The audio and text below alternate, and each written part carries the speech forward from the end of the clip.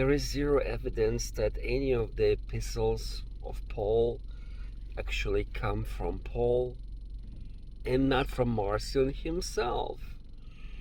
Because remember, in around 140 AD, Marcion supposedly collects and produces 10 letters of Paul.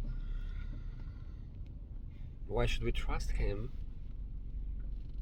How many of those were actually written by Paul himself? To what extent they were changed by Marcion? Or perhaps he wrote all of them? We do not know. There is zero evidence of any writings of Paul existing before Marcion. So, what is more logical? Marcion produces the letters of Paul.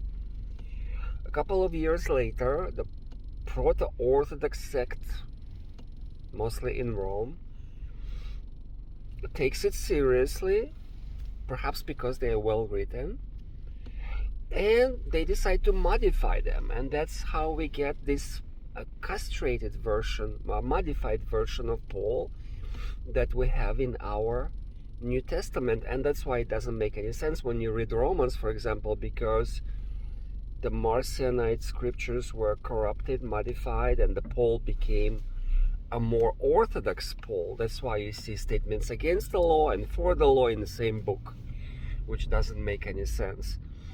So that's my theory what happened. I'm not saying that Paul never existed, because perhaps a character existed, maybe he even wrote a few things, but I think what we have in the New Testament is a Marcionite production, later corrected or castrated by the proto-Orthodox group.